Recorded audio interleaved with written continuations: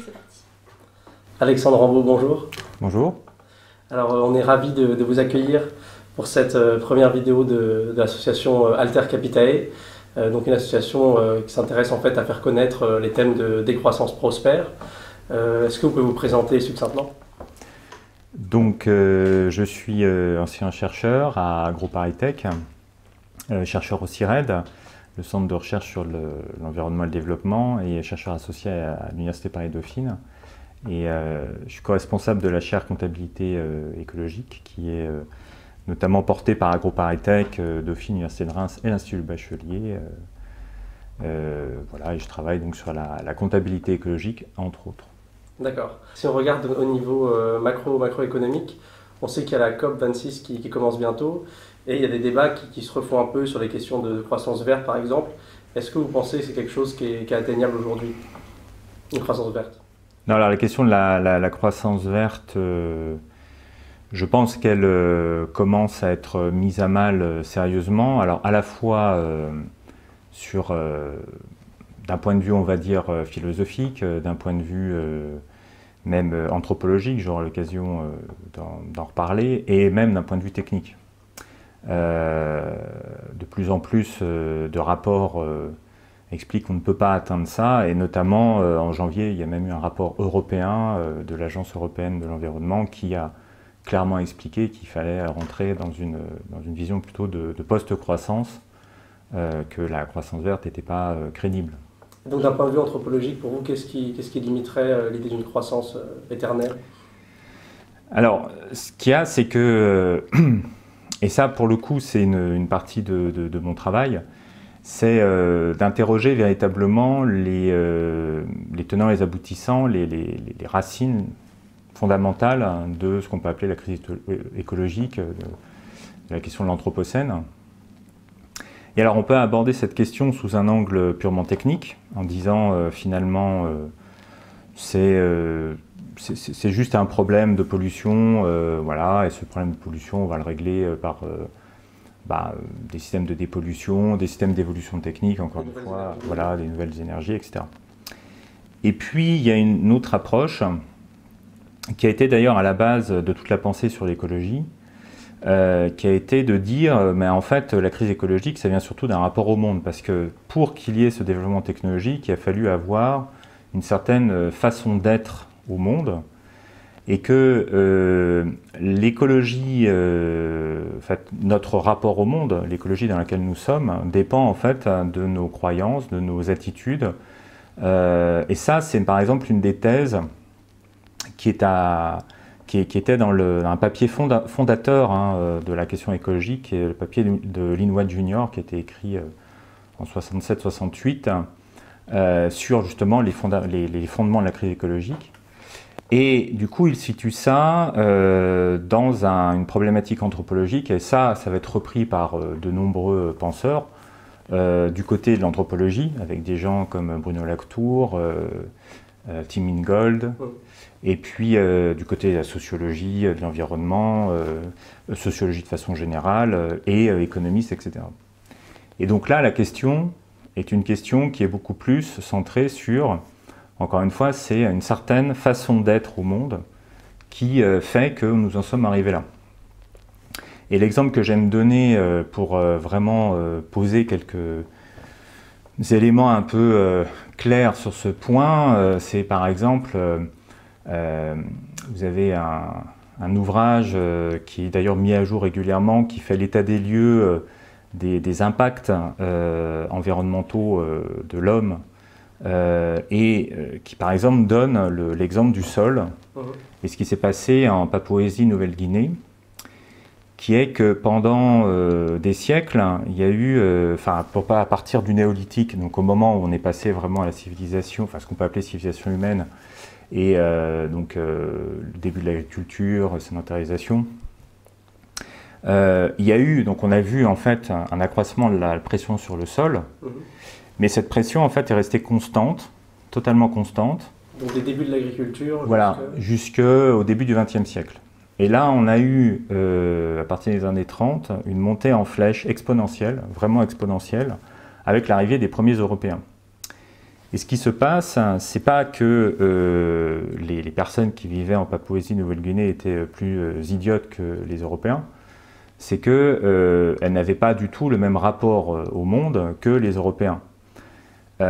Typiquement, pour des civilisations, on va dire, pré-modernes, comme celle qu'il y avait en Papouasie-Nouvelle-Guinée, la question du rapport à l'environnement était intrinsèquement prise dans une interrelation avec ce qui faisait qu'ils étaient êtres humains, ce qui faisait société. C'est-à-dire qu'il y a un nouage permanent, ça c'est ce que Lévi-Strauss montre très bien, entre social, culturel et naturel.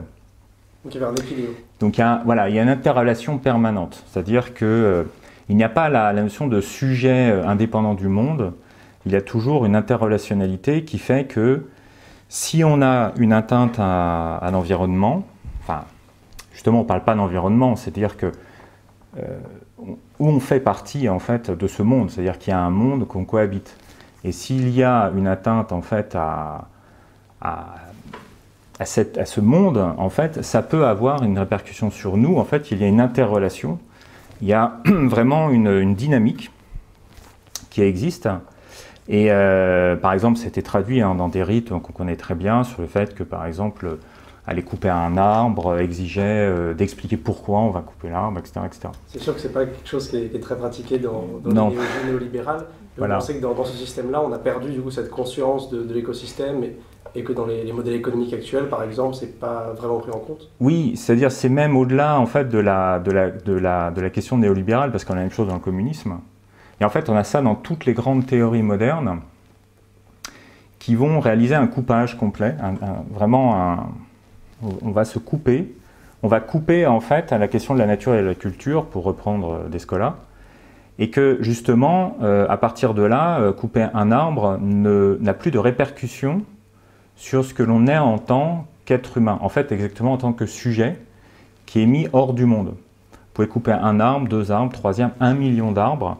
Si techniquement c'est faisable, ça n'a plus d'impact sur ce que nous sommes en tant que sujet. Et donc du coup, quand les Européens arrivent en Papouasie-Nouvelle-Guinée, ils arrivent en fait, non pas juste avec des techniques, ils arrivent avec un nouveau rapport au monde, en fait, exactement. Et c'est ça qui va générer en fait une exploitation exponentielle du sol et en fait un dommage exponentiel sur le sol. Et donc en fait c'est là où il y a un véritable problème, c'est que, et qu'on arrive sur la question justement de la croissance, c'est qu'on aborde la question donc, de la croissance, de la décroissance ou des décroissances sous un angle souvent extrêmement technique justement, alors que la question est à un niveau anthropologique sur dans quel rapport au monde sommes-nous et qu'est-ce que nous voulons comme rapport au monde.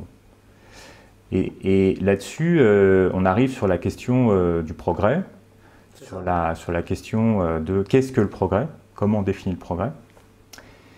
Et la question sous-jacente, en fait, alors ce que j'aime bien faire quand je parle justement de ces questions de questionnement anthropologique sur en fait l'attitude au monde dans lequel nous sommes, qui est l'attitude moderne, ce qu'on appelle la modernité, qui émerge à la Renaissance, qui avec l'humanisme va sortir en fait le sujet humain idéalisé du monde et va le couper. C'est qu'il va y avoir une relecture d'une partie du vocabulaire. Du vocabulaire économique ? Du vocabulaire de tout le vocabulaire, en fait, d'une grosse partie même du vocabulaire de tous les jours.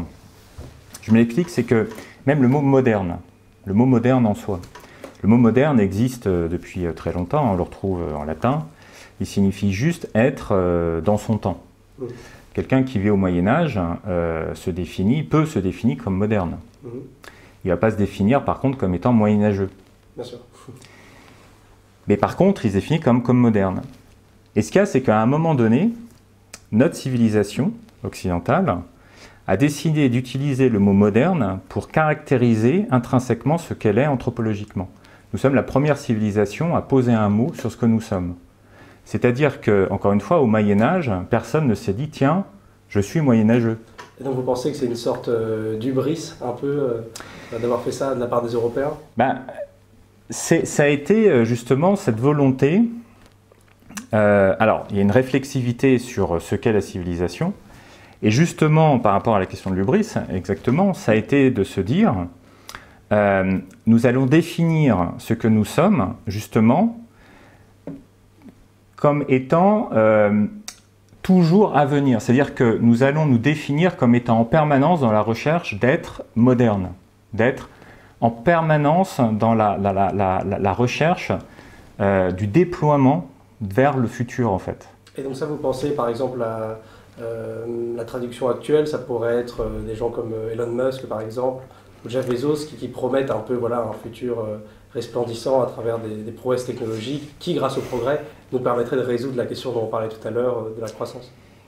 Cette question-là, effectivement, on a des personnes effectivement comme Elon Musk et compagnie. On l'a eu encore une fois avec le communisme, c'est-à-dire que... Alors là, comment vous comparez un peu le communisme et Elon Musk? Parce que c'est vrai que c'est pas... En fait, ce qu'il y a, c'est qu'il faut... il y a plusieurs niveaux de lecture, c'est-à-dire qu'il y a les projets modernes, il y a la question de la modernité, et après, à l'intérieur, il y a le sous-projet, entre guillemets, capitaliste et néolibéral. Le communisme étant aussi un sous-projet moderne, comme beaucoup d'autres projets, comme par exemple l'école autrichienne avec des gens comme Hayek, qui ne sont pas en fait assimilés à l'école néolibérale, en tout cas à un certain type de néolibéralisme, ou même les keynésiens en fait, restent en fait dans un projet moderne. Tout ça est englobé par le Voilà. La modernité, en fait, ce qui se passe, c'est qu'elle va introduire ce qu'on peut appeler une sorte de grammaire. C'est-à-dire que, là, pour reprendre les termes de Latour, un moderne, son obsession, c'est toujours de savoir ce qui est objectif et subjectif. Alors, pour le dire plus clairement, il va être dans cette interrogation de le monde, je présuppose que le monde peut systématiquement, tout ce qui se passe dans le monde, tous les états du monde, quels qu'ils soient, peuvent être systématiquement, soigneusement décomposés entre ce qui relève de l'objectif, c'est-à-dire qui est contrôlable, qui est un simple moyen, dont on peut comprendre certaines lois, sous lois techniques, pour en devenir maître et possesseur, si je reprends les termes de Descartes.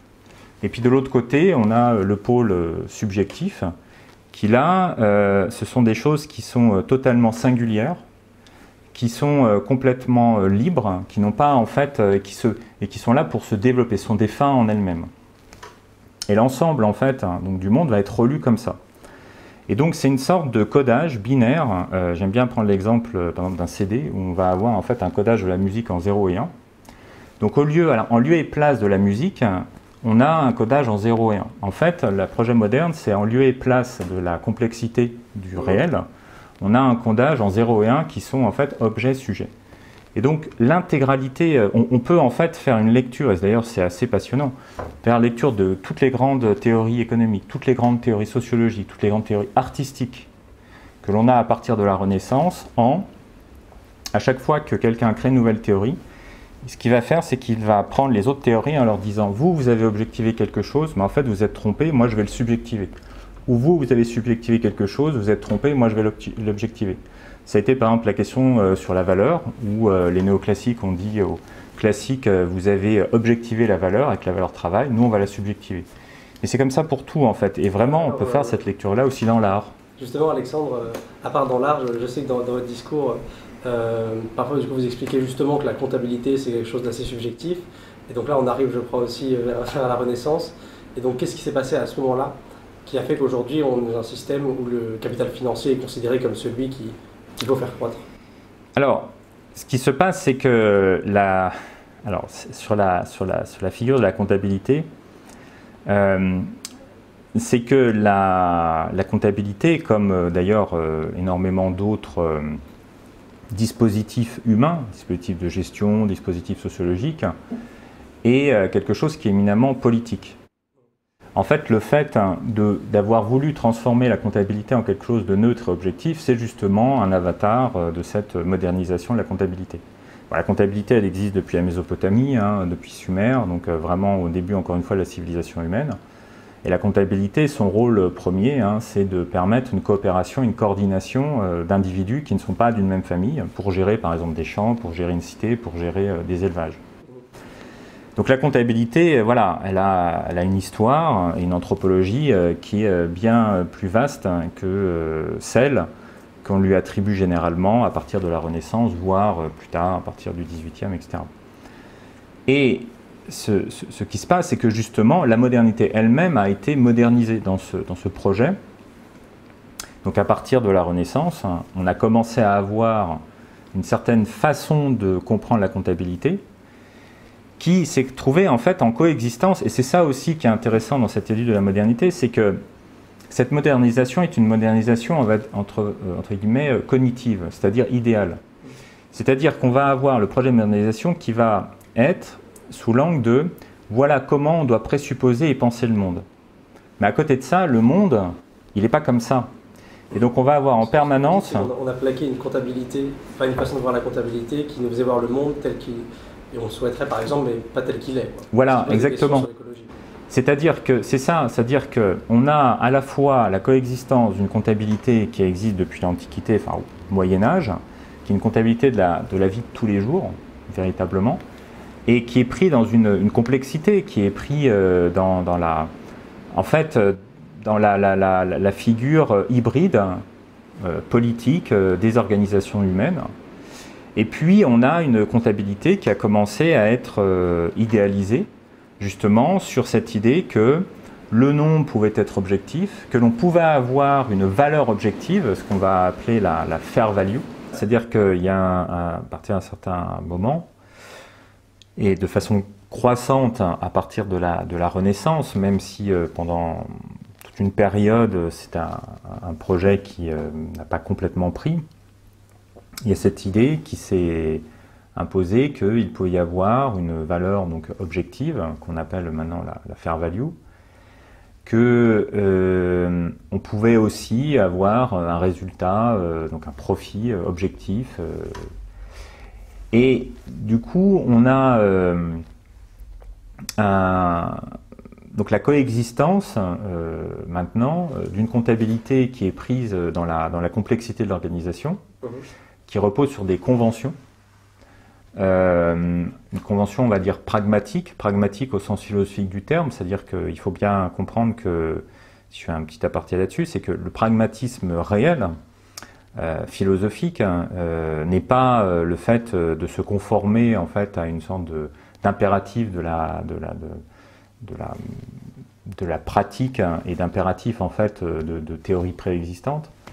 Mais le pragmatisme, en fait, justement, a été une réinterrogation de cette dichotomie entre objectif et subjectif, donc une réinterrogation de la pensée moderne. C'est vraiment voilà, ce qu'on trouve chez James, Peirce et compagnie, fin du 19e. Et donc on a une comptabilité vraiment pragmatique, basée sur des conventions où on n'est pas sur des objectifs et des subjectifs, on est sur des problématiques que pour régler des problèmes complexes, on est obligé de poser des cadres, qui sont des cadres eux-mêmes complexes.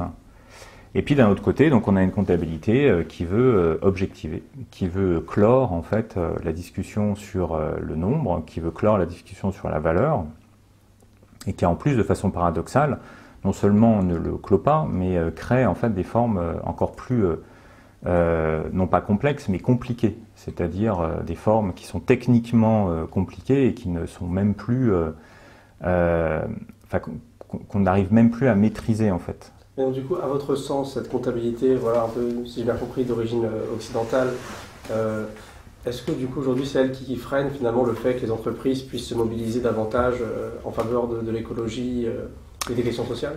Alors, ce qui se passe, c'est que pour bien comprendre en fait la problématique, c'est que, comme je disais, le projet moderne, donc c'est cette grammaire entre objectif et subjectif. Là-dedans, ça a imposé certaines façons de faire, et notamment on peut définir le capitalisme comme étant, alors je reprends les termes de Castoriadis, c'est l'expansion illimitée de la maîtrise rationnelle. En fait, ce qu'il voulait dire, paraphrasant un tout petit peu, c'est que Dans le projet moderne, le capitalisme, c'est ce qui va systématiquement choisir une objectivation de toute chose dans le monde, de façon à en assurer la maîtrise rationnelle, pour obtenir justement un contrôle et le déploiement permanent de la liberté, de la subjectivité justement des sujets individualisés. Ça, c'est vraiment le projet des capitalistes. Et donc, du coup, c'est quoi le but du capitalisme dans ce cadre-là? Le but, vraiment à la base, et on en revient à la notion de projet, c'est de dire, vous avez des sujets qu'on considère comme étant totalement libres et architectes de leur destin. Ça, je reprends les termes qui sont introduits au début de l'humanisme. Donc nous pouvons en fait totalement construire notre futur. Donc ça c'est vraiment une idée totalement anthropologique, un présupposé sur le monde. Pour ce faire, l'idée capitaliste, c'est de dire que toute chose dans ce monde peut être soumise à une objectivation. C'est-à-dire on va présupposer que l'on peut trouver des lois, on peut trouver une façon de contrôler et de mettre sous contrôle. Y compris la nature de aussi. Alors la nature, les êtres humains, enfin certaines parties en fait, notamment du travail, des êtres humains, des organisations, etc., qui peuvent être mises sous contrôle pour pouvoir justement permettre l'expansion de la liberté totale et entière de la figure idéalisée du sujet. D'ailleurs, la figure idéalisée du sujet, c'est justement celui qui détient le capital. C'est vraiment ça, la figure du capital, c'est la figure du pouvoir. On parlait du capital financier, du coup. Alors justement, dans le capitalisme, le capital devient en fait synonyme de ce pouvoir de déploiement en fait, de l'exercice de cette liberté dans le futur. Et alors, il va s'instancier sous une forme, et j'insiste sur la notion d'instanciation, c'est-à-dire que la notion de capital est une notion complètement, on va dire, conceptuelle dans le capitalisme.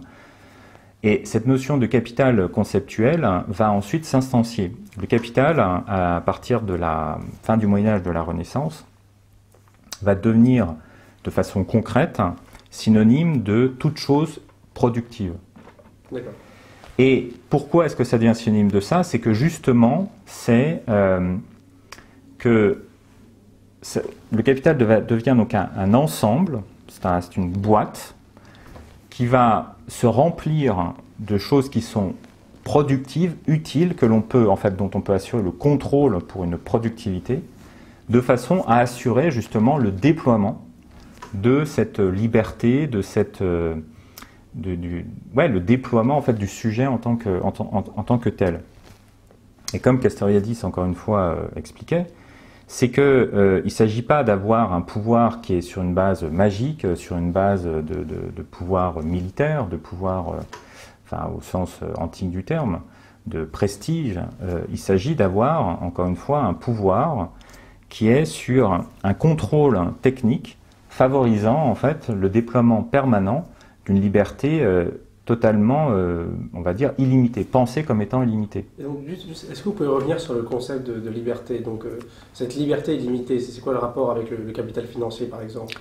C'est que ça va être modélisé, justement, donc on a du capital, qui est donc un ensemble de choses productives, et dont la productivité va être conditionnée par ce qu'on va appeler un taux d'intérêt. C'est-à-dire que l'on va expliquer que non seulement on peut donc mettre l'ensemble du monde progressivement sous une forme de contrôle, d'asservissement, et qui vont générer de façon absolument cadrée, complètement contrôlée justement, une augmentation progressive de l'emprise que l'on a sur le monde. Et ça va être le taux d'intérêt. C'est-à-dire que en mettant en production en fait, le monde, on va récupérer chaque année une augmentation en fait, du bien-être, une augmentation des conditions d'existence, enfin, de certaines conditions d'existence des sujets. Là, on touche donc ça veut dire en fait que dans cette perspective-là, la croissance assurait un plus grand bien-être pour les humains. Alors ça assurait. Comme ça. Alors justement, toute la question, on en revient encore une fois à la question du vocabulaire, c'est que dans cette perspective, il s'agit de savoir ce que l'on appelle justement bien-être et liberté. C'est-à-dire qu'on est dans une vision où l'accroissement du bien-être et de la liberté se fait proportionnellement à l'ensemble des biens matériels que l'on agrège. Voilà. Et d'ailleurs, ceci se fait de façon totalement automatique, c'est-à-dire que la notion les théories de la croissance actuelles, justement, sont sur des boucles permanentes qui sont totalement automatisées, où justement, donc on a donc un certain volume de capital, donc avec un certain nombre de choses qui sont mises en production. Il va y avoir donc un contrôle technique dessus qui va être en mesure d'assurer cette production et de fournir quelque chose, qui va accroître donc des biens et des services, qui vont faire qu'on change les états du monde et qui font que les individus, justement dans cette recherche de cette liberté de plus en plus accrue, de pouvoir en fait se développer un certain type de développement dans le futur, vont être en demande en fait d'un accroissement supplémentaire et vont relancer la machine. C'est le consumérisme, quoi. C'est une sorte d'addiction au bien matériel qui voilà comme perspective de bonheur pour la population. C'est ça, c'est le consumérisme couplé en fait au productivisme, c'est-à-dire que c'est vraiment les deux, c'est-à-dire qu'il n'y a pas on peut pas désintriquer l'un et l'autre. Et il n'y a plus du tout en fait de question sur mais qu'est-ce qu'une vie bonne ? C'est-à-dire que cette question-là, qui était une question essentielle dans toutes les civilisations prémodernes, en fait est devenue complètement superflue dans les projets modernes, étant donné que les projets modernes réglaient cette question en disant ce qu'est une vie bonne est préprogrammée, en mettant en avant la figure du sujet qui est de toute façon est fondamentalement libre, c'est-à-dire qu'il fait ce qu'il veut le sujet. C'est pas aux autres de régler ce qu'est la vie bonne, c'est lui qui en fait dit voilà ma vie bonne c'est ce que je veux, c'est subjectif. Et qu'il y a tout un ensemble d'objets qui sont à cette disposition pour assurer cette vie bonne. C'est-à-dire que c'est préprogrammé ce qu'est la vie bonne. Et donc là, on parle un peu de tout ce qui est un peu publicité ou un peu ce qu'on voit sur les réseaux sociaux, où les gens vont vouloir reproduire des comportements, acquérir certains biens pour en fait acquérir une certaine forme de bonheur. Et donc vous, en fait, dans ce système-là, comment vous pourriez remettre ça en cause pour faire en sorte que l'économie soit peut-être plus au service de la nature que du productivisme? Toute la question, en fait, c'est que, encore une fois, j'en reviens à cette question de qu'est-ce qu'une vie bonne, c'est de s'interroger sur les conditions, justement, de ce qu'est le développement. Et on en revient justement à ce problème de vocabulaire, comme j'avais commencé à l'expliquer, c'est qu'il y a une différence entre ce que j'appellerais le progrès avec un petit p et le progrès avec un grand P, avec un P majuscule. Ce que j'avais commencé à expliquer sur la modernité, c'est que ce que j'aime bien faire, c'est quand j'utilise un terme qui est un terme modernisé, c'est lui mettre une majuscule, parce que ça devient quelque chose qui est radical, qui est renvoyé à un acte d'objectivation, de subjectivation. Et donc, on va avoir la notion de progrès avec un petit p, qui existe depuis toujours, et de développement avec un petit d, qui renvoie à une interrogation totalement, on va dire, politique, au sens noble du terme, sur qu'est-ce qu'une vie bonne. Et qui renvoie à des questions d'épanouissement, voilà, comment on s'épanouit, de quelle façon. Et ça, c'est quelque chose qui ne peut pas être pré-réglé, et qui doit renvoyer à une vraie collection collective. Donc pour vous, la comptabilité actuellement, en objectivant ainsi, elle ne joue pas le rôle qu'elle devrait jouer, quoi. Non, alors totalement. Et ce qui se passe, c'est que justement, on va avoir de l'autre côté donc un projet qui renvoie au progrès avec un grand P, au développement avec un grand D, qui est la définition du progrès. En fait, c'est de dire que déjà le temps a été linéarisé. On est quand même la seule civilisation à linéariser le temps. Toutes les autres civilisations ont une conception du temps qui est soit cyclique, donc en boucle, soit décroissante, notamment une partie de la religion, des sociétés chrétiennes historiques. On est la seule civilisation à avoir une représentation linéaire du temps. Quand on demande à un occidental, notamment, et de plus en plus sur la planète, comment représenter le temps, on va sortir une ligne. Ce qui est véritablement, en fait, inédit dans les sociétés humaines. Ça, c'est une première chose. La deuxième chose, c'est que cette ligne temporelle, elle va être justement clivée entre ce qui est objectif et subjectif. Et on va renvoyer le passé en fait à l'objectivité et le futur à la subjectivité. Et donc ça, c'est la définition du progrès avec un grand P. C'est dire le futur est éminemment la zone de déploiement en fait du sujet, de toute sa subjectivité, de sa liberté totale. Il peut en faire ce qu'il veut. Et encore une fois, on revient à cette mission d'architecte du futur. Et que le passé, en fait, c'est l'intégralité de ce qui a été objectivé qui peut être mis sur contrôle. Et donc tout, en fait, c'est une sorte, l'expression que j'aime bien utiliser, c'est le progrès, c'est comme une route sur laquelle on a le sujet qui est dans la voiture qui roule, et le passé, c'est le macadam objectif sur lequel on peut justement rouler et aller où on veut.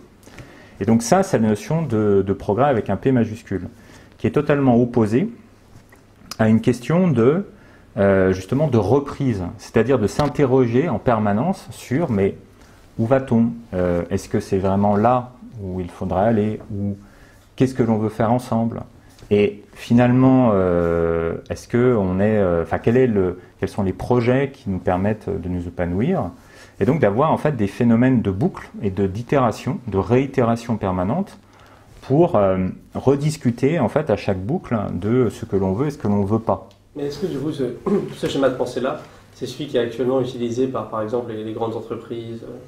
Est-ce que c'est non, alors, non, parce que dans les systèmes de gestion, oui et non en fait, voilà, je vais être moins en fait, c'est quelque chose qui a toujours été présent dans l'entreprise, parce qu'il y avait une nécessité de saisir l'incertitude radicale. Et donc pour saisir cette incertitude radicale, par exemple, on a mis en place des systèmes de gestion, là encore une fois historiques, comme par exemple la notion de budget. Le budget est un dispositif qui, de façon totalement itérative, permet en fait une reprise permanente. On a des budgets hebdomadaires, des budgets mensuels, des budgets annuels, on a des budgets stratégiques. Et en fait, l'idée du budget, c'est de dire, bon, on ne peut pas objectiver les choses, c'est-à-dire on fait des hypothèses, on s'interroge sur qu'est-ce que l'on veut faire et où on va, et on reprend en permanence. On peut se tromper, on reprend, on se trompe, etc. Ça a commencé à être transformé avec notamment un outil qui est de plus en plus utilisé, qu'on appelle la route Deming, qui est un dispositif, ça s'appelle aussi le Plan Do Check Act, qui est vraiment à la base... Qui a été introduit avec le toyotisme en fait dans la prolongation du taylorisme. Donc on est vraiment dans cette technicisation et cette modernisation en fait de la gestion des affaires. La route Deming en fait est une linéarisation complète de la pensée de l'entreprise. C'est-à-dire que le principe de la roue, c'est de dire, d'ailleurs quand on représente visuellement la route Deming, c'est qu'on a une roue où on commence en fait à planifier quelque chose. Ensuite, on le met en acte, on contrôle si ce qui a été mis en acte était conforme à la planification, et après, on a un dispositif d'amélioration. Et avec quelque chose qu'il ne faut jamais oublier dans la représentation, qui est une cale qui s'appelle l'expérience. Et en fait, cette expérience, c'est donc un accroissement en fait, permanent des connaissances, mais qui correspond justement à cette objectivation du passé. C'est-à-dire qu'il n'y a pas de retour. En fait, on fait un système de cliquet qui fait qu'on ne réinterroge pas ce qui a été fait. Pour le dire de façon encore plus précise, l'objectif de la route Deming, c'est de favoriser un travail le plus efficace possible pour justement que la gestion soit le plus productive possible, sans avoir de remise en question intégrale, par exemple, du modèle d'affaires ou des hypothèses sur lesquelles se fonde l'entreprise. C'est-à-dire qu'on n'est pas du tout avec ça dans une réflexion complexe sur où est-ce que l'on va, est-ce qu'on a fait des bons choix, et est-ce qu'on peut avoir une réflexivité complète sur l'activité de l'entreprise. On est dans quelque chose de très linéaire qui va faire qu'à chaque fois qu'on fait tourner cette roue, on a l'illusion que c'est bon, on règle un problème, hop, on cale, on a l'expérience, on continue, on a l'expérience, etc. Et on ne se rend même plus compte à un moment donné qu'on n'interroge même plus en fait les finalités et les buts de là où on va. Vous pensez que le système économique s'enferme un peu dans ce schéma-là, où on est dans un productivisme un peu imbécile qui ne réfléchit pas vraiment à des finalités de fond, quoi. C'est-à-dire que justement, en fait, une grande part de l'économie, en tout cas, et en plus telle qu'elle est enseignée, est basée sur cette vision-là. Et ce qui se passe, encore une fois, c'est que ce n'est pas conforme à la vision historique de la gestion des entreprises, de la comptabilité des entreprises, qui a toujours été prise dans une nécessaire prise en compte de la complexité des choses. Et ça, je trouve que c'est très intéressant de le rappeler. C'est que, je vais donner un exemple, une PME, une TPE, la plupart du temps, son problème, c'est de stabiliser son activité. Et vraiment de stabilité, de ne pas être en croissance. La plupart des TPE, des PME ne sont pas en croissance. Elles cherchent à stabiliser leur activité. Et à s'interroger sur, mais qu'est-ce qui fait que voilà, j'ai envie de me lever le matin et qu'est-ce qui fait que mon activité est pérenne? Mais c'est-à-dire qu'il y a une interrogation sur ce qu'est cette activité, avec un sens. La plupart des TPE, des PME ont un sens. Alors après, qui peut être bon ou mauvais, mais en tout cas, il n'en reste pas moins que... Outre le productivisme. Oui, complètement. Et donc, on a donc un tissu sur l'économie réelle qui, en fait, c'est un tissu qui est quasiment pas, et ça peut paraître paradoxal, mais quasiment pas, entre guillemets, capitaliste. C'est-à-dire que en tout cas, qui n'est pas en fait dans une certaine modalité capitaliste qui est à mi-chemin, qu'elle soit pas intégrée dans le capitalisme dont on parle. Mais parce que la vie de tous les jours en fait est une vie complexe qui n'est pas prise intégralement dans des ressorts capitalistes néolibéraux. C'est la vie de tous les jours et encore heureux. C'est-à-dire que de façon, je sais pas, quand vous vivez avec quelqu'un que vous aimez par exemple. Vous êtes encore heureux, enfin, dans des rapports qui sont des rapports directs d'être humain à être humain. Quand vous sortez vous balader dans la nature, vous n'êtes pas pris complètement encore dans un rapport capitaliste au monde. Et Dieu merci. Et c'est pour ça que le projet de modernisation et le projet derrière capitaliste est un projet en fait purement cognitif, d'idéalisation, en disant il faudrait que le monde soit comme ça. Et c'est donc un projet qui se déroule. C'est vraiment un projet qui... C'est pas arrêté, on peut dire, le capitalisme, là, c'est comme ça, point à ligne. Non, c'est qu'en permanence, il va y avoir un essai d'objectivation de plus en plus grande du monde. Mais il reste... En fait, dans la vie de tous les jours, on est hybride, on est en permanence pris dans des relations beaucoup plus complexes.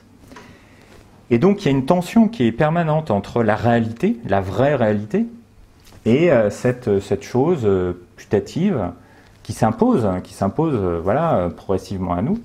Et donc, dans la vie de tous les jours, on ne réfléchit en fait quelque part jamais en termes de progrès. On s'interroge très souvent sur le sens de notre vie, sur où on va, qu'est-ce que l'on veut.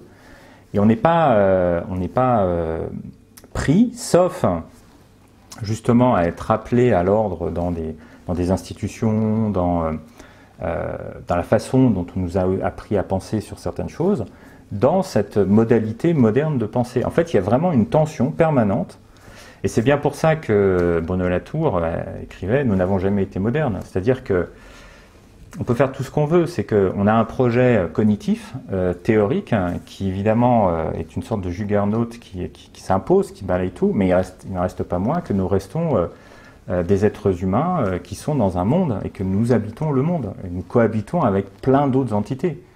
Et que ça reste la réalité la plus claire.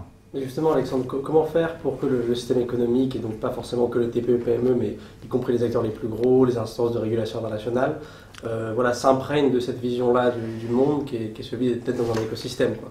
Bah justement, c'est là où il y a donc une nécessité de reconnecter, de vraiment revenir sur cet interrelationnalisme.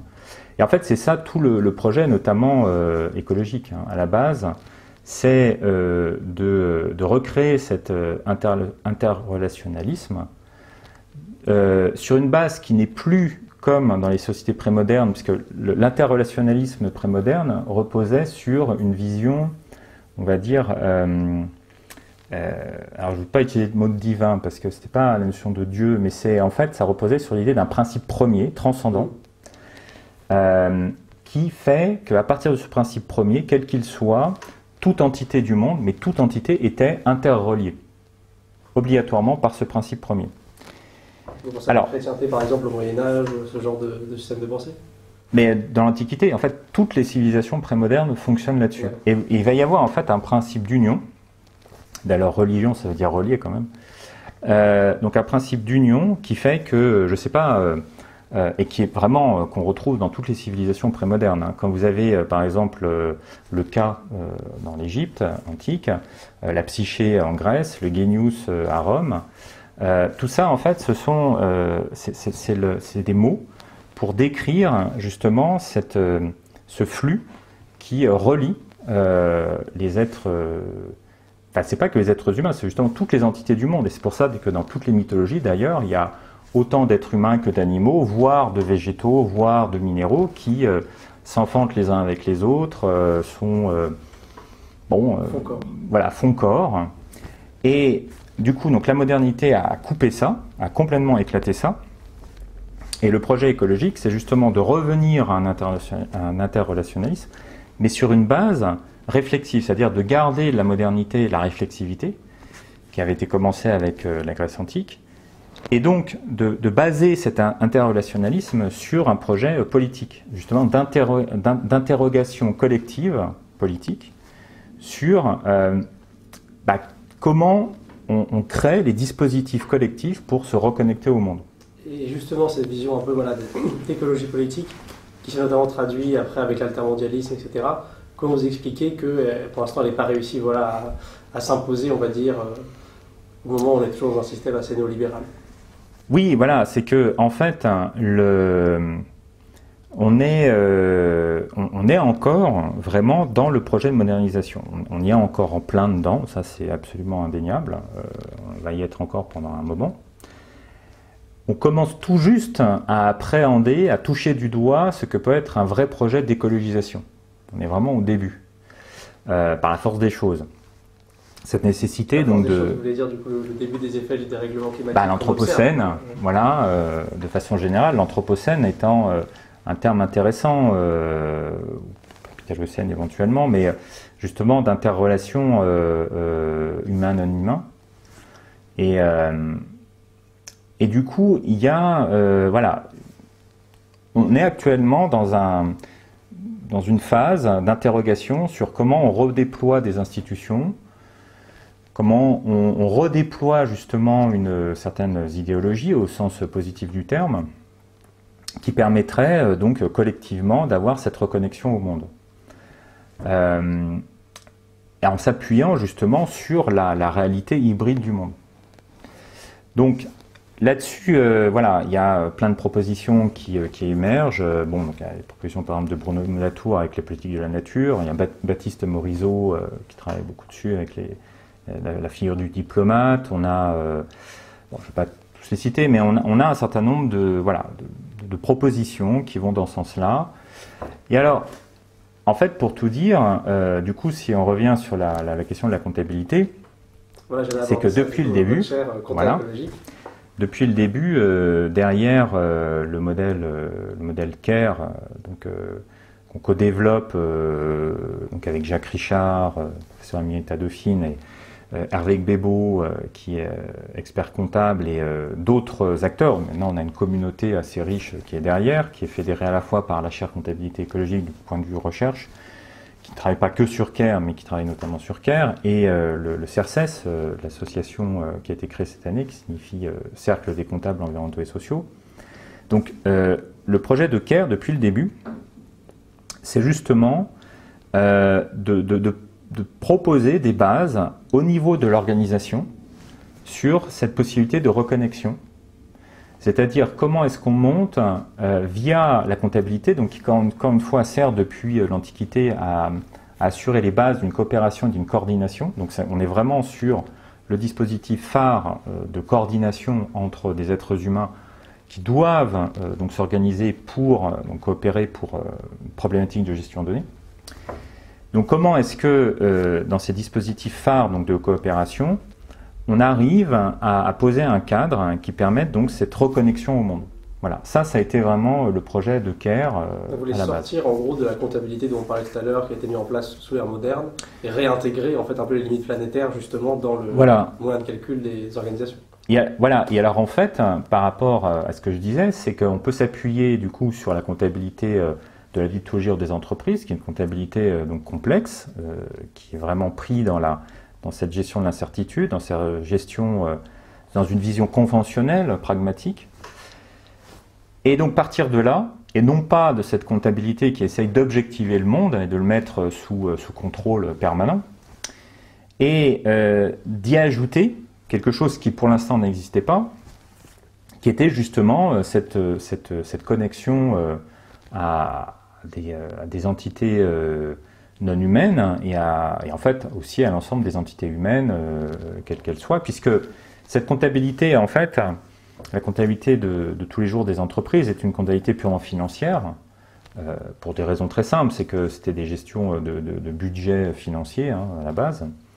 Et donc d'y adjoindre en fait des gestions de, entre guillemets, budget humain et budget environnementaux.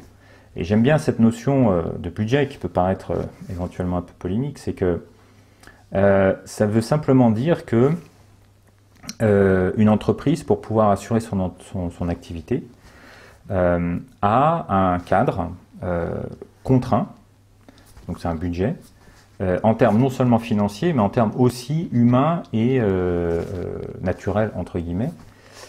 Et que du coup, la nature et les êtres humains font des avances à l'entreprise. C'est vraiment littéralement des avances qui sont faites. Par exemple, une entreprise qui va utiliser l'eau d'un lac pour son activité, voilà. Elle a reçu une avance. C'est ça, exactement. Le lac lui fait une avance. Et que dans ces conditions-là, elle a une obligation donc de rembourser à terme cette eau, rembourser à terme cet être humain qui travaille dans l'entreprise. En fait, elle contracte des dettes écologiques et sociales. Voilà, exactement. Donc en fait, c'est ça, c'est contracter. Donc, ces avances donc, sont des dettes, de la même façon qu'une banque fait une avance à une entreprise, un actionnaire fait une avance à une entreprise, elle doit le rembourser, c'est une dette. Une avance, c'est une dette, c'est la même chose.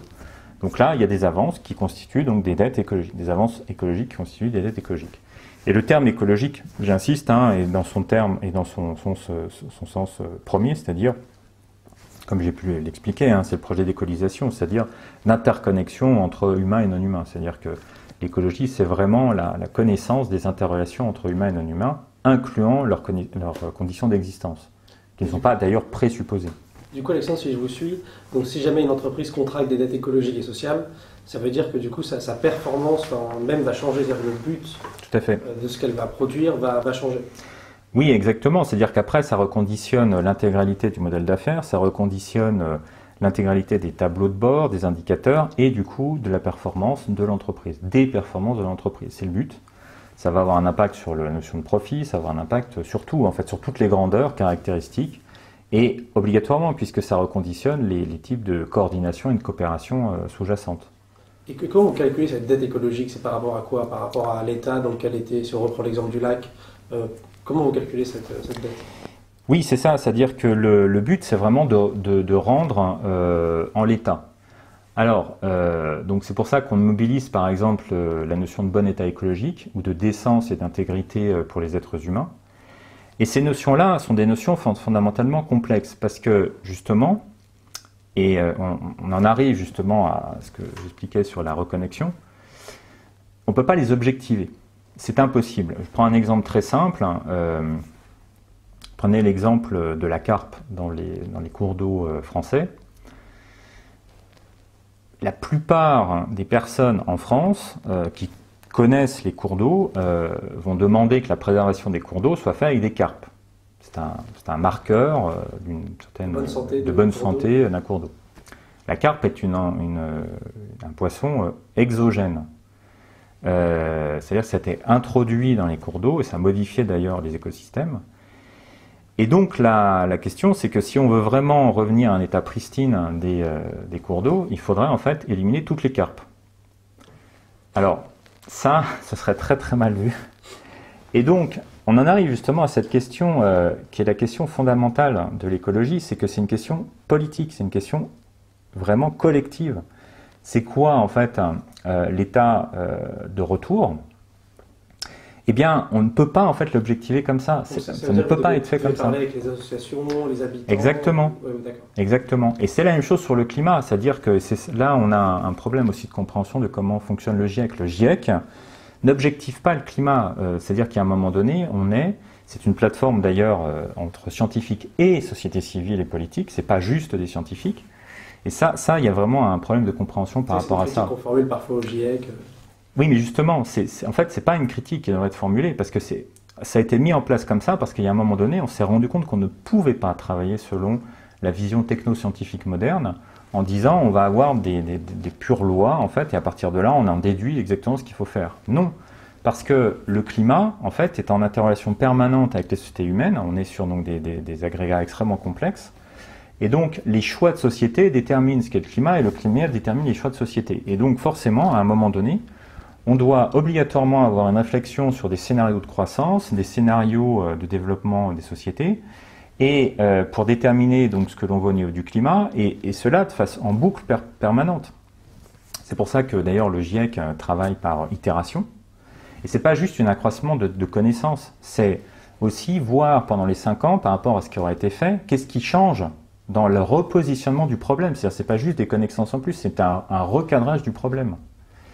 Et donc, le GIEC, quand il arrive en disant on va définir le bon état climatique entre 1,5 et 2 degrés, et c'est une convention, c'est-à-dire que c'est pas un truc qui est objectif, ça n'a pas d'objectivité. C'est une convention, mais qui ne veut pas dire non plus que c'est subjectif. On n'est ni sur l'objectif, ni sur du subjectif. Et comme on est dans une pensée moderne, on a du mal en fait avec ça, parce qu'on ne comprend pas d'ailleurs ce qu'est la science. La vraie science, la science en action, qui doit être absolument sur une sorte de découverte objectivée du monde. Mais c'est pas comme ça qu'elle fonctionne. Et donc, en fait, c'est ça la vraie question écologique, qui est une question éminemment politique. Justement, vu que c'est une question politique, les projets d'écologie politique, ou même votre projet CARE, etc., comment c'est reçu, on va dire, par le monde politique et des entreprises? Alors, ce qui se passe, c'est que c'est plutôt bien reçu. Et je trouve que justement l'angle d'attaque par la comptabilité est un très bon angle d'attaque parce que ça permet de rentrer au plus près des acteurs et sous un angle qui parle aux acteurs. On n'est pas dans des grosses théories surplombantes qui... Donc Alexandre, vous nous disiez que votre modèle CARE est en ce moment expérimenté par des entreprises, mais que pour l'instant, elle ne communiquait pas beaucoup dessus. Donc comment on peut l'expliquer? Parce que c'est vrai que souvent les entreprises sont promptes à aller communiquer sur les critères extra-financiers à la RSE pour montrer justement qu'elles ont une voie de responsabilité. Oui, c'est ça. En fait, finalement, c'est une excellente chose que ça se passe comme ça. Parce que qu'elle ne communique pas, vous voulez dire? Qu'elle ne communique pas et qu'on a maintenant de plus en plus de demandes de clauses de confidentialité ou choses comme ça. Parce que je dirais, pour la première fois dans l'extra-financier, on arrive sur du dur avec le constat, parce que c'est vraiment des constats, il n'y a pas de jugement derrière CARE. CARE ne juge pas, là, pour poser un constat, pour mettre en place des dispositifs d'accompagnement et justement de reconnexion avec les enjeux socio-environnementaux. Donc ce constat est que ça va pas, ça va pas. Donc elles ont toutes des dettes écologiques, quoi. Et oui, la plupart, sauf exception, parce qu'il y a des exceptions, se retrouvent avec un profit négatif, se retrouvent avec... Mais c'est pas un problème en fait, c'est-à-dire qu'il faut vraiment insister sur ce point, c'est pas un problème. C'est que c'est un constat, et la question c'est justement, qu'est-ce que l'on fait? C'est-à-dire c'est pas... Et on n'arrive jamais avec un jugement en disant, voilà, vous êtes mal, vous êtes... Justement, une entreprise qui tente votre modèle CARE, qui voit qu'elle a une dette écologique, qu'est-ce qu'elle fait concrètement? Et justement, derrière, c'est que CARE permet d'avoir des dispositifs d'accompagnement, c'est-à-dire de voir précisément quels sont les problèmes, de structurer les indicateurs, donc de savoir, encore une fois, précisément ce qui ne va pas, quelles seraient les pistes d'amélioration. S'il y a vraiment des choses qui ne fonctionnent pas, s'interroger stratégiquement s'il ne faut pas carrément changer de modèle d'affaires. Il y a certaines entreprises où le modèle d'affaires il est forcément, entre guillemets... Totalement. Ouais. Et justement, en fait, dans la plupart des opérations qu'on a actuellement, on est sur des enjeux stratégiques. C'est-à-dire il y a un usage de CARE sur des questions stratégiques internes de réorientation de modèle d'affaires bon, éventuelle, ou en tout cas d'évolution assez forte. Et du coup, CARE est pris comme un outil interne pour poser un constat, premièrement, et s'interroger sur la suite, et d'avoir un moyen pour envisager la suite. Et ça, c'est complètement inédit. Alors, ça nous dessert un tout petit peu dans le sens où on ne peut pas communiquer sur les expérimentations. Et donc les entreprises ne veulent pas parce qu'elles ont un score qui est trop négatif, donc elles l'utilisent comme outil stratégique en interne pour guider leur action, mais elles n'ont pas envie forcément de... Est-ce que c'est un problème pour elles, le fait qu'elles ne puissent pas communiquer dessus? Je ne sais pas si c'est un problème, je ne pense pas que ce soit un problème. Je pense que pour une fois, on rentre encore une fois dans le dur. Et que moi je trouve ça vraiment très positif que ça se passe comme ça. Il y en a un peu marre de la communication sur tout ce qui est enjeu extra-financier, et que pour une fois, on rentre dans le dur. Après, on est en train de mettre en place des dispositifs, par exemple, de certification, c'est-à-dire qu'une entreprise qui fait l'effort de mettre en place CARE correctement et la possibilité d'avoir une certification pour avoir quand même un avantage, parce que c'est vraiment lourd de mettre en place CARE. Non pas lourd dans un sens, comment dire, où il n'y aurait pas d'effectivité ou quoi que ce soit, c'est juste que ça engendre des remises en question profondes dans l'entreprise, parce que CARE est un vrai cadre conceptuel. Justement, c'est là-dessus que j'allais vous interroger, parce que si on pense par exemple à quelque chose comme le départ d'Emmanuel Faber, qui a été évincé de Danone il y a quelque temps, est-ce qu'une entreprise qui met en place CARE et qui du coup change son modèle d'affaires en conséquence, est-ce que ça va poser un problème de rentabilité financière, et dans des entreprises internationales, comment elles vont l'expliquer à leurs actionnaires en fait? C'est clair qu'on réinterroge réellement la notion de rentabilité. Il va y avoir ce que j'appelle un assainissement de toute façon. CARE met en évidence qu'une part des profits en fait ne sont pas des profits mais de la dette. Ça c'est absolument clair. C'est utilisé pour reconstruire ce qu'on a détruit. Oui, c'est-à-dire une part des profits provient d'une exploitation d'êtres humains et d'entités naturelles qui n'ont pas été remboursés entre guillemets. Et ça, en fait, c'est carrément la définition du problème de soutenabilité. C'est-à-dire qu'on peut le réinterpréter comme ça. Donc c'est une grille de lecture qui est connexe avec ce que j'expliquais sur la question de la crise écologique. Et à partir de là, quand on pose ce cadre-là, il est clair que la question est de savoir si on arrive à avoir des modèles d'affaires qui gardent quand même un profit. Et ça, c'est faisable. C'est-à-dire que ça, c'est la bonne nouvelle. On peut avoir des modèles d'affaires qui gardent un vrai profit. D'ailleurs, c'est un constat, c'est ce qu'on dit régulièrement. Il faut quand même bien garder en tête qu'on est dans un monde absolument merveilleux, parce que c'est un monde qui permet d'avoir des excédents. L'agriculture permet d'avoir des excédents depuis la Mésopotamie. L'exploitation des forêts permet d'avoir des excédents. Enfin, je veux dire, on peut avoir des excédents. Et on est passé de ce constat-là, qui est vraiment, on a énormément de chance d'être dans un monde comme ça, à, encore une fois, cette idée que l'on peut mettre sous contrôle, récupérer des services complètement contrôlables avec une garantie d'avoir une croissance permanente. Et donc, ce que CARE met en évidence, c'est que non, ça ne peut pas marcher comme ça. Et donc, il y a un assainissement des choses, de fait, qui devrait avoir lieu.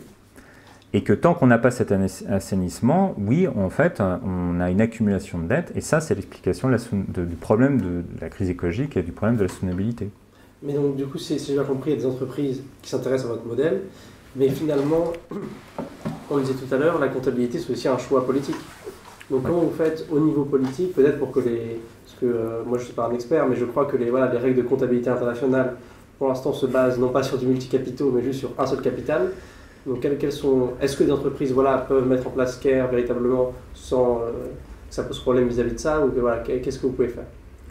Alors, déjà sur la question du capital, ça me permet de revenir là-dessus, parce que là, on a un point très problématique. J'ai commencé à en parler sur la définition du capital au sens moderne du terme. Le capital, donc, c'est déjà un pouvoir lié à cette expansion de la liberté, et en fait qui est lié à l'hubris d'ailleurs. et qui est instancié par un ensemble de choses productives. Bon, je parle de ça parce qu'effectivement, on emploie de plus en plus la notion de comptabilité multicapitaux. C'est une notion qui me pose beaucoup de problèmes parce que, en fait, on ne définit jamais la notion de capital sous-jacente. Et là, typiquement, il y a quelque chose qui est, ouais, comme je le dis, extrêmement problématique. C'est-à-dire qu'on a des acteurs qui acceptent d'utiliser un terme sans avoir une définition des termes utilisés. Bon, ça c'est juste un premier point de constat, une observation. Alors une fois qu'on a dit ça, j'en reviens justement à ce que j'expliquais aussi sur le projet derrière CARE, qui est cette étude de la comptabilité, notamment de termes tels que le capital. Le capital, c'est une notion qui n'apparaît pas avec la Renaissance, avec le projet moderne. Ça, c'est quelque chose qui est vraiment... ce constat-là est très rare dans les études, par exemple, l'économie. Quand je dis très rare, c'est quasiment inexistant. C'est-à-dire qu'en fait, là, on donne un sens au capital qui est le sens qui paraît comme tombé du ciel. Quand on fait, en fait, quand vous ouvrez un ouvrage d'économie, déjà, c'est rare que le capital soit vraiment bien défini. Ensuite, quand on va chercher la définition du capital, et quand on regarde l'histoire qui est donnée en économie du capital, on remonte à quoi? 17e, 16e, maximum. Et donc on ne va pas regarder ce qui s'est passé avant l'ère moderne. Et on a l'impression que voilà, il n'y a rien d'autre, et que le capital, il naît à cette époque-là. Et c'est totalement faux. Le mot capital, la notion de capital, émerge à l'Antiquité. Et donc donc, quand on fait une histoire longue et anthropologique du capital, là, on découvre d'autres choses qui sont beaucoup plus intéressantes, qui est que le mot capital, donc en latin, capitale, qui existe en grec antique, képhalaios, signifie systématiquement et simplement la part capitale d'une dette monétaire. C'est uniquement ça. Et le mot capital vient de l'adjectif capital, part capitale d'une dette purement monétaire. Pas du tout une dette physique, par exemple en termes de dette sur un sol, sur un champ. Et ce mot-là est créé pour faire la distinction avec tout ajout à cette dette. C'est-à-dire que l'idée, c'est un terme qui est purement administratif, juridique, pas du tout économique, qui va dire on emprunte de l'argent, il faut rembourser l'argent à l'État au-delà de tout ajout. Et l'ajout est totalement séparé s'il y a un ajout, parce que souvent l'ajout est condamné. Mais juste pour donner un exemple, par exemple en Rome antique, lors d'un emprunt, vous aviez notamment, alors il y a plein de types de contrats, mais il y a un contrat principal qu'on appelle le mutuum, qui permet d'établir en fait une relation mutuelle entre deux personnes, donc de prêt d'argent, qui est donc uniquement centrée sur justement le capital, c'est-à-dire la part capitale de la dette. Donc on emprunte de l'argent, il faut rembourser. S'il y a la volonté des deux agents, des deux personnes, de payer quelque chose en plus, c'est mis dans un contrat à part qu'on appelle le stipulatio, qui stipule justement qu'on va payer en plus. Et ça, c'est donc quelque chose qui est non obligatoire et qui en plus est déterminé sur un taux qui est fixe et absolument pas discutable. Par exemple, il est de 10% dans la Rome antique. Alors qu'aujourd'hui, évidemment, on est sur des taux variables. Voilà. Et là, en fait, l'idée, c'est même pas une notion de rentabilité, c'est quelque chose qui est administré. Alors, il y a des explications, éventuellement, je pourrais donner l'explication de pourquoi 10%, parce que ça a été vraiment étudié. Et ça n'a rien à voir avec une quelconque rentabilité. C'est un choix, en fait, qui est entre un choix institutionnel, administratif et cosmologique. Ça correspond, en fait, à des fractions temporelles. En fait, c'est très intéressant. C'est Hudson, un des grands anthropologues de la comptabilité, qui a beaucoup travaillé là-dessus. Et qui a, en fait, expliqué que les pourcentages qu'on retrouvait donc, dans l'ajout au capital, quand il y avait un ajout, étaient toujours conditionnés par le système numéraire utilisé. C'est-à-dire qu'en Rome antique, on est sur un système décimal, donc on est à 10%. En Grèce, on est sur un système qui est en base 12, donc on est en fait à un 12e, et en Mésopotamie, on est à un 60e. Et donc, ça n'avait rien à voir avec des questions économiques, c'était des questions administratives, renvoyant à une temporalité qui elle-même renvoie à une cosmologie, en fait. C'est-à-dire c'est une place dans le temps du monde. Et donc cette notion de capital va parcourir donc tout le Moyen-Âge. et va structurer la comptabilité de tous les jours. Dans la comptabilité de tous les jours, qui est basée donc sur cette idée-là, le capital, c'est juste une part, c'est la part capitale, c'est une dette monétaire. Et quand je parle du capital, je veux bien dire, en fait, donc c'est juste de l'argent qui est apporté, mais par n'importe quel type d'acteur, c'est-à-dire les actionnaires propriétaires, mais aussi les banques, les fournisseurs, etc. Et le capital n'est pas en lien avec simplement les actionnaires propriétaires.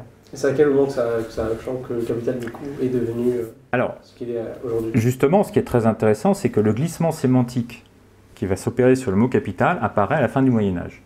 On peut le dater, ça commence à partir du XIIIe siècle, et on va avoir un glissement progressif. Alors ça se voit dans les contrats notariés, et voilà, c'est vraiment daté avec l'apport notamment beaucoup des franciscains, avec par exemple Bernard d'Ancienne, qui va en fait écrire le premier traité sur l'entreprise privée, et qui va utiliser une expression en disant quand on prête de l'argent, en fait, on ne prête pas que de l'argent, pecunia, l'argent, donc en latin, mais on prête du capital, capitalis. Et donc c'est la première fois qu'on va vraiment avoir écrit cette distinction entre l'argent et le capital.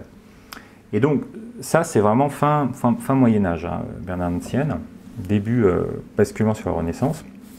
Et les franciscains vont avoir un rôle très important là-dessus. Et du coup, le capital va devenir progressivement, à la Renaissance, synonyme justement de toute chose productive.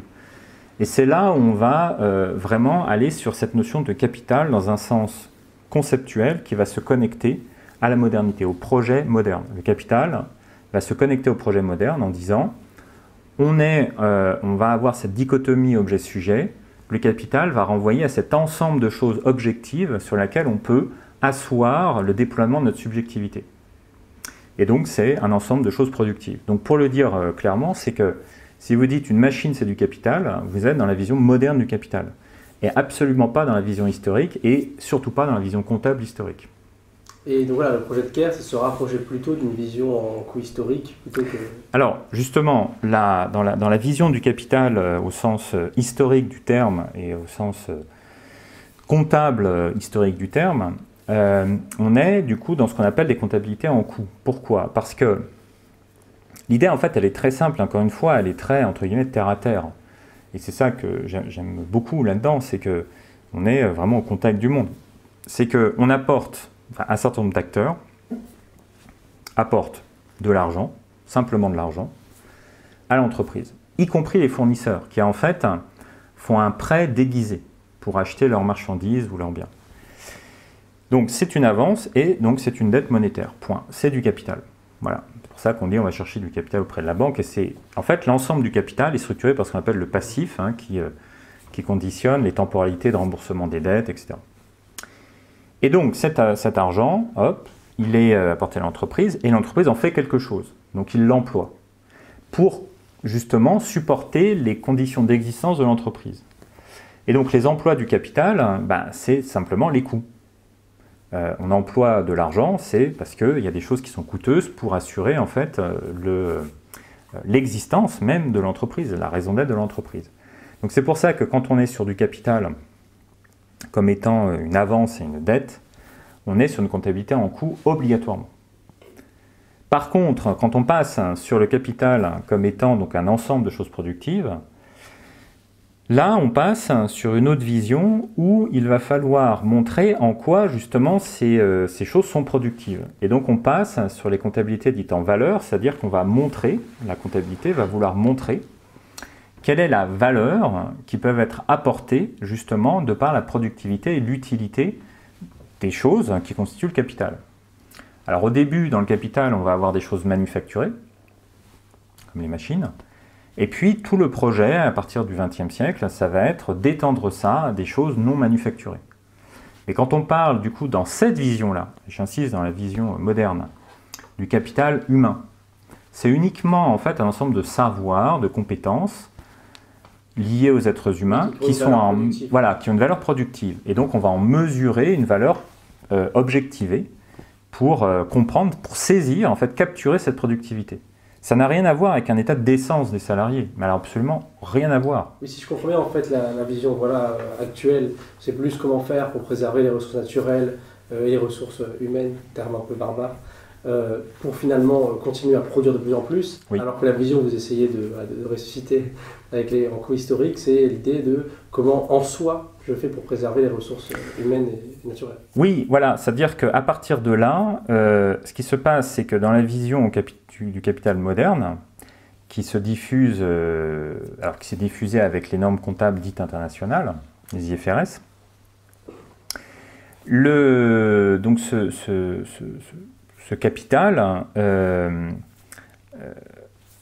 donc déjà, ce que capital au sens financier du terme, et là avec les projets qui arrivent avec le Sustainability Reporting des IFRS, mais qui sont des projets qu'on a dans l'économie néolibérale, par exemple le capital humain, on a eu Gary Becker qui a eu un prix Nobel grâce à ça, le capital naturel c'est tous les travaux 70 avec notamment des acteurs comme David Pierce, etc. en économie néoclassique.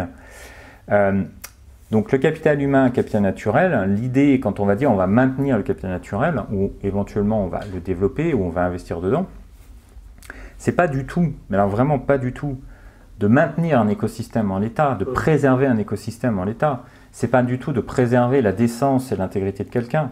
C'est simplement de préserver, justement, de maintenir la productivité d'un être humain ou d'un écosystème. Si je peux donner un exemple, je pense très parlant, qui n'est pas si extrême que ça, c'est exactement comme dire, par exemple, pendant une guerre, Première Guerre mondiale, de considérer donc que un soldat, c'est de la chair à canon, donc il est productif pour aller sur le champ de bataille, à un moment donné il se prend une balle ou je ne sais pas quoi, on a la médecine militaire qui travaille, et qui va en fait faire en sorte non pas de garder son intégrité ou sa décence, va faire en sorte de le remettre en fait sur le champ de bataille, c'est-à-dire juste de préserver voilà, sa valeur productive sur le champ de bataille. C'est exactement ça, en fait, maintenir le capital humain. Et justement, Alexandre, comment on peut faire aujourd'hui pour changer ces normes comptables internationales? Parce que je crois qu'elles sont définies aux États-Unis, et puis ensuite, l'Union européenne va un petit peu essayer voilà, de se mettre sur les mêmes normes. Et voilà, et je sais que l'année prochaine, il y a une discussion qui a lieu au niveau européen pour peut-être changer les normes comptables. Et est-ce que des projets comme CARE pourraient essayer de faire entendre une voix un peu plus singulière que la voix qu'on a actuellement? Oui, alors ce qui se passe, c'est que justement, sur cette problématique donc, du capital, là encore, on a... quand je disais qu'on est encore dans un projet de modernisation et d'extension du capitalisme, ça se voit très, très précisément par l'avancée de cette notion de capital humain et capital naturel au sens que je viens de décrire. On est au tout début de la prise en compte du capital naturel et du capital humain dans les systèmes comptables. Et notamment, c'est le projet qui est derrière les IFRS par le Sustainability Reporting. Et qu'on commence à avoir en finance dite durable, où on va avoir donc, cette notion de capital naturel et humain qui apparaît partout. Et ça, on est vraiment au tout début. Et là, pour freiner ça, ça va être extrêmement dur. Alors c'est là où CARE arrive, parce que justement, la notion de capitaux humains et de capitaux naturels dans CARE n'a rien à voir avec ça. C'est une extension donc, de la notion de capital comme dette, où on va dire un capital humain, c'est déjà un être humain en tant que tel, dans son intégrité. Voilà, c'est pas une valeur productive, c'est vraiment un être humain. Et donc, on a une dette vis-à-vis de cet être humain, un capital naturel. Il y a autant de capitaux naturels d'ailleurs que d'entités naturelles à conserver. Donc, c'est une reconnaissance d'une dette vis-à-vis d'une entité naturelle à préserver. Donc, c'est ça la notion de capital, avec cette notion que j'aime beaucoup qui est « à quoi tient-on » Et du coup, ça renvoie d'ailleurs à la différence qu'on met souvent en avant entre le capital comme dette, comme passif, ou le capital comme actif, c'est-à-dire, au sens moderne, le capital donc, comme un ensemble de choses productives, et les choses productives, c'est ce qu'on appelle les actifs. Donc, actuellement, ce qui se développe énormément, c'est les capitaux extra-financiers comme actifs, et ce que CARE propose, c'est le capital comme passif, comme dette. Ce que CARE propose, en fait, et je pense que c'est assez unique, c'est pour une fois ne pas être dans une simple critique du développement du capitalisme et de ce projet de modernisation permanent. Oui, pour une fois, vous vous différenciez de quel type de critique du capitalisme? C'est-à-dire qu'en fait, il y a... Sur le fait que Kerr tente de capitaliser un peu la nature, où ça peut être vu comme... Alors, ce qu'il y a, c'est qu'il y a énormément de critiques sur, évidemment, le capitalisme, bon, ça... mais des critiques déjà de la modernité, il y en a beaucoup moins. Alors évidemment, ces critiques-là viennent en fait des projets justement sur l'écologie, sur la décroissance. Et la deuxième chose, c'est qu'une fois passée cette critique, des propositions normatives pour dire on pourrait vraiment poser les bases de quelque chose d'autre, il y en a vraiment très peu. Au niveau politique, j'avais mentionné les politiques de la nature, mais qui n'ont jamais vraiment été mises en place. Il y a quelques expérimentations de travail institutionnel, mais c'est vraiment balbutiant. Et donc Kerr fait à la fois une critique de la modernité, de cette idée en fait de la modernité, et donc en fait renvoie d'ailleurs dos à dos le capitalisme et le communisme. C'est une critique aussi du marxisme, mais vraiment très forte. Parce que c'est un sens différent du capital que celui que Marx... Totalement. Le capital au sens de Marx, en fait, il part pour arriver à un autre but, évidemment, ça, mais il part en fait du capital au sens moderne du terme. Il travaille sur le capital au sens moderne du terme. Et du coup, donc, c'est une critique fondamentale de la modernité pour ensuite, et c'est l'autre point, arriver à une proposition, une vraie proposition, tout en remettant en avant la réalité des entreprises dans leur vie de tous les jours et en montrant aussi en quoi cette réalité n'est pas réellement inscrite dans ce projet de modernisation, mais c'est autre chose. Alors, du coup, ça peut générer des malentendus. Effectivement, on a des critiques un peu, on va dire, quand il y a une lecture un peu superficielle de Kerr, parce qu'on utilise des mots tels que capital, mais on veut absolument utiliser ce mot pour justement recoloniser un langage qui a été abandonné. Donc en lecture superficielle, on a parfois effectivement des attaques, on va dire d'écologistes, mais de moins en moins, parce qu'il y a une compréhension de plus en plus quand même approfondie du projet. Donc ça, c'est voilà, c'est plus trop le... Vous comprenez. C'est des critiques qu'on comprend et qui sont plutôt souvent des malentendus. On n'a pas de... Parce que vous-même, Alexandre, vous venez un peu de votre parcours en fait qui vous a mené jusqu'à ce que vous faites aujourd'hui sur Kerr. Vous étiez plutôt militant dans votre jeunesse sur ces questions écologistes.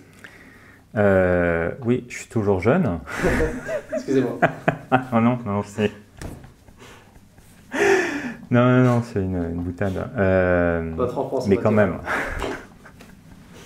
Dans ma post-adolescence. Voilà. Non, mais oui, en fait, j'ai été dans les milieux altermondialistes très tôt, début des années 2000, quand il y a eu vraiment la montée en puissance des mouvements altermondialistes, avec un constat, et je pense que ça a beaucoup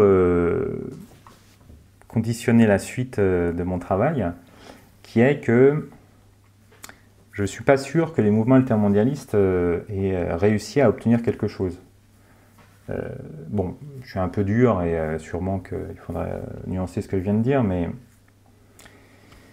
j'aurais tendance à dire que, un peu, là encore, je vais reprendre la pensée de Castoriadis. Castoriadis avait toujours dit « mai 68 a été un échec parce que mai 68 n'a pas institutionnalisé quelque chose ». C'est-à-dire, bon, voilà, on se fait plaisir à un moment donné, voilà, on a fait le début de révolution, mais après, bon, il y a eu des expérimentations, mais on n'a pas institutionnalisé quelque chose. Sur l'altermondialisme, ça a été un peu ça. On a fait beaucoup de coups d'éclat qui ont été très bien, enfin, il y a eu des choses... Mais après, quid de l'institutionnalisation, on n'y a pas été. Parce qu'il y avait une pensée de l'institutionnalisation au sein de mouvements altermondialistes, ou vous pensez que ce n'était pas quelque chose qui était... Oui, la question de l'institutionnalisation dans les mouvements altermondialistes, d'ailleurs dans beaucoup de mouvements aussi écologistes, est compliquée, très compliquée. Et c'est notamment une des critiques qu'a pu en faire Castoriadis sur la question de l'institution, qui est absolument essentielle. L'institution n'est ni bonne ni mauvaise, elle est essentielle pour vivre ensemble. Et l'institution, on en fait ce qu'on veut en faire. Et il y a notamment des tendances un peu libertariennes, avec une pensée un peu libertaire, qui justement, alors là pour le coup est totalement moderne, qui n'arrive pas à penser justement l'institution. Alors que dans une vraie pensée, à mon sens, écologique, il y a une nécessité justement de préserver quelque chose et de fonder quelque chose qui soit stabilisé. Et cette stabilité, c'est l'institution, justement, on retrouve cette idée sous une forme ou une autre chez Latour aussi, et chez d'autres penseurs qui ont vraiment travaillé sur l'écologie politique. Mais voilà, dans les mouvements altermondialistes, notamment l'action de l'institution, n'était pas complètement présente, enfin en tout cas à mon sens, et en tout cas, ce qui est sûr, c'est que ça a généré deux questionnements de ma part. C'est essayer de vouloir changer les choses de l'extérieur, ça ne conduit pas forcément très loin. Je ne dis pas qu'il ne faut pas d'action externe, mais ça n'est pas, c'est pas ça qui va faire quelque chose d'autre. Et je ne crois pas, et je ne suis pas du tout favorable à ce qu'on refasse un 1789 ou un 1848. D'autant plus que 1789 a été l'avènement en fait, de la modernité flamboyante et que en fait, c'est pas du tout une révolution sociale comme on a pu le vendre, c'est totalement faux. Éventuellement 1848 était plus intéressante, mais ça a été un carnage, donc bon. Donc je suis pas, je parlerai même pas de la Commune, hein, donc voilà, la révolution, j'y crois pas du tout. Pourquoi la Commune, vous préférez éviter? Bah, ça a été aussi un carnage, enfin, et ça a abouti à quoi? Enfin, ça a été, je ne crois pas du tout à la révolution. Je crois par contre de plus en plus à l'idée qu'on ne peut pas changer les choses si on ne se confronte pas aux choses. Et ce qui est beaucoup plus dur, c'est se confronter directement aux institutions, aux organisations, sans justement perdre de vue l'objectif qu'on s'est fixé, et tout en comprenant que les choses ne sont pas des blocs monolithiques. Et ça aussi, c'est une pensée qui est un peu simpliste, qu'on a dans certains mouvements alternatifs, où il y a, on pense en termes de système. Il y a les grandes entreprises, il y a les méchants, les gentils, il y a voilà, des blocs. Je me rends... Enfin, ce qui est passionnant, c'est de se rendre compte à quel point il y a une variété d'acteurs, divers et variés, qui ne sont pas du tout alignés en fait sur une sorte de grand projet, on va dire néolibéral, et même dans des associations d'investisseurs très officielles, vous avez des discours qui sont extrêmement critiques sur le néolibéralisme, mais extrêmement critiques, mais qu'on n'entend pas. Et même en fait... Et pourquoi on ne les entend pas, vous pensez? Mais parce que je pense que eux-mêmes n'ont pas un besoin en fait d'aller sur la place publique, voilà, parce qu'ils travaillent avec des acteurs. Enfin, je veux dire, ils s'expriment, mais c'est pas communiqué. Et d'un autre côté, sur des mouvements justement alternatifs, ces mouvements en fait pourraient en fait avoir tendance à rejeter d'emblée en fait ces acteurs en disant qu'ils défendent a priori en fait une posture néolibérale sans les entendre en fait. Alors évidemment tout ce que je dis est à prendre en relativisant un peu, mais ce que je veux dire, il y a quand même une certaine ambiance comme ça. Et donc ça c'est une première chose, et la deuxième chose c'est la place de l'institution, c'est-à-dire qu'il est essentiel d'avoir un travail sur l'institution. Et alors après j'ai été pendant un certain temps chez les Verts, où j'ai été un peu déçu, là, pour d'autres raisons liées à je pense, une certaine absence de pensée sur le corpus théorique d'une théorie politique autour de l'écologie politique. C'est-à-dire qu'il y avait trop de pensées différentes, c'était trop multi. Oui, c'est ça, avec difficulté à savoir vraiment ce qu'est l'écologie politique et comment on l'institutionnalise. Et du coup, j'ai fondé après un groupe de réflexion qui s'appelait le GREPI, le groupe de réflexion sur l'écologie politique et son institutionnalisation, justement. Vous l'avez mis dans le titre pour être bien sûr. Exactement, et pour voilà, se poser la question, mais qu'est-ce qu'on fait véritablement pour mettre en place une écologie politique si on doit changer d'institution?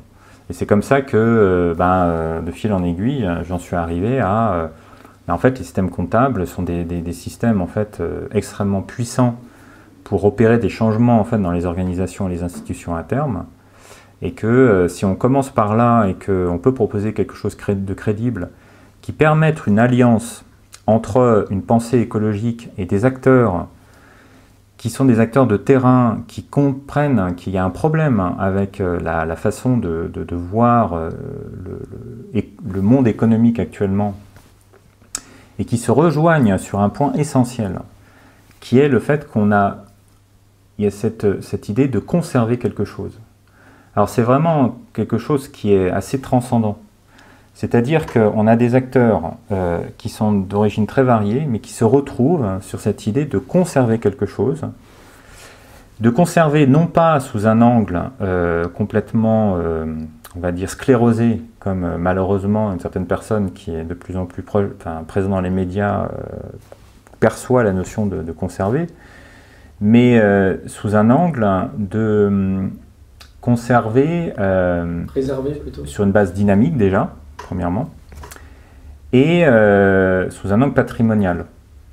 Voilà. Et que derrière l'idée que l'entreprise c'est déjà donc être en mesure de rembourser ce qui a été apporté, que l'entreprise, il y a une raison d'être et qu'il y a une transmission de quelque chose et d'un sens. Il y a pas mal d'acteurs justement qui, grâce à CARE, arrivent à voir le lien avec, bah oui, du coup, il faut aussi préserver des écosystèmes et des êtres humains. Enfin, le lien, il se fait assez naturellement. Votre projet, du coup, voilà, si j'entends bien, en plus d'être comptable et économique, il est aussi politique. Oui. Et au niveau politique, voilà, est-ce que vous avez pu avoir des échanges avec des politiques en France, avec le gouvernement?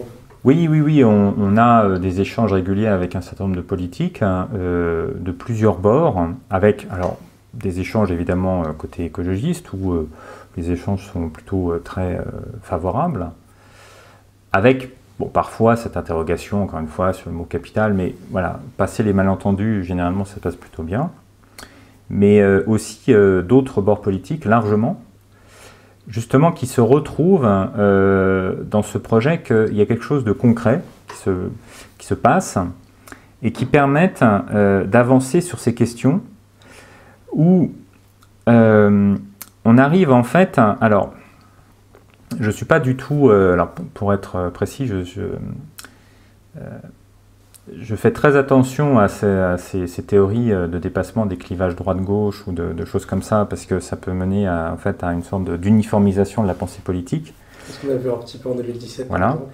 Mais par contre, je pense que l'écologie politique a la capacité à pouvoir fédérer des personnes qui actuellement se situent plus à gauche sans être complètement satisfaits d'une certaine vision de la gauche, ou qui se situent plus à droite sans être satisfaits en fait, de ce qui se passe à droite. C'est-à-dire à proposer autre chose. Et donc il ne s'agit pas d'aplanir des distinctions politiques, mais de répondre à certaines attentes de certaines personnes qui, pour l'instant, n'arrivent pas bien à se positionner, et pour des raisons culturelles, des raisons souvent aussi familiales, des raisons diverses et variées, ont tendance à se rabattre sur la gauche ou sur la droite. Est-ce que vous pensez qu'on pourrait rassembler beaucoup de gens autour de l'écologie politique? Quand on voit aujourd'hui, on en parlait au début, de l'addiction au consumérisme, etc. Est-ce Oui. que les gens accepteraient peut-être d'un peu moins consommer, etc., pour des raisons écologiques? Ou c'est quelque chose qui paraît pour l'instant compliqué? Je pense qu'à partir du moment où il y a des solutions concrètes qui sont amenées, et je pense que CARE en fait partie justement, il y a une capacité à fédérer véritablement. Et encore une fois, si je reviens sur cette idée de gauche et droite, je pense qu'à la fois, et pas pour les mêmes raisons, à gauche et à droite, on peut avoir des gens qui sont farouchement opposés à une remise en question justement du projet moderne, et des gens qui sont totalement ouverts à ça à partir du moment où il y a des choses concrètes. C'est-à-dire qu'on dépasse les grands mots. Moi, j'ai aucun problème pour qu'on ne parle pas de décroissance à partir du moment où on est clair sur le projet et les outils qui sont à mettre en place. Enfin, je veux dire, si c'est... C'est ça qu'on n'en parle pas, mais qu'on l'a fait quand même. Voilà. De la même façon, à chaque fois que quelqu'un, que ce soit un de mes doctorants ou des personnes avec qui je travaille ou me parle de capitalisme, de néolibéralisme, de socialisme, de marxisme, enfin plein de trucs en isme, sans en fournir une définition et être précis, là directement, je dis non, on peut pas, on peut pas mobiliser des termes comme ça sans être précis, parce que ça ne génère en fait que des malentendus. Voilà. Donc, j'ai aucun problème pour qu'on abandonne, en tout cas temporairement, des grands mots parce que ça demande trop de travail de définition, mais que par contre, on soit raccord avec un projet et des outils concrets pour y arriver, des outils, des concepts concrets pour y arriver. Ça si c'est que ça, entre guillemets, c'est pas trop un problème. D'accord. En tout cas, c'est une voie d'avenir qui paraît plus favorable que celle qu'on nous présente aujourd'hui, un peu parfois, qui est celle un peu du technosolutionnisme, l'idée qu'on va se sortir grâce à de nouvelles technologies. Totalement. Ça, complètement. Et encore une fois, je pense qu'en plus, ça fédérerait des personnes, même au jour d'aujourd'hui, qui ne votent pas et qui attendent justement une autre offre politique, un autre projet de société. Bon. Alors espérons que ça arrive pendant ces présidentielles-là. Est-ce que vous voyez quelqu'un qui pour l'instant parmi les candidats en lice pourrait porter de tels espoirs? Je ne me prononcerai pas sur la question politique, sauf sur évidemment le rejet de la montée en puissance malheureusement d'une forme de conservatisme sclérosé. Oui, et qui d'ailleurs n'aborde absolument pas les questions cruciales dont on vient de parler. Non. Voilà, Alexandre, je ne sais pas si vous aviez un dernier mot pour cette interview, quelque chose sur lequel vous vouliez un peu insister, ou vous avez pu tout dire? Alors tout dire, je sais pas, je ne pense pas complètement, mais non, pour le mot de la fin, je pense que il y a une vraie nécessité d'être dans le projet justement pragmatique, ce qu'on appelle la praxis, c'est-à-dire la mise en adéquation permanente entre théorie et pratique. Et que justement, on ne peut pas juste déployer des grandes théories sans en penser la pensée concrète de tous les jours, et inversement, on ne peut pas juste être dans du pratico-pratique sans en penser la théorie sous-jacente. Donc d'avancer sur une vraie praxis, et j'espère que c'est ce qu'on arrive à faire avec CARE, et que justement cette praxis oblige à avoir une vraie pensée multidimensionnelle, et que là, on peut fédérer vraiment, sur une base large, pas mal de gens, je pense, sur une praxis qui proposera un autre projet de société basé sur une réinterrogation de ce qu'est la vie bonne et non pas sur des développements, des progrès, en roue libre, une sorte de pilotage automatique qui dirait automatiquement ce que doit être la vie bonne. En plus, un projet qui aura l'avantage d'être soutenable. Totalement. Au niveau des ressources naturelles. Merci beaucoup Alexandre Rambaud. Merci à vous.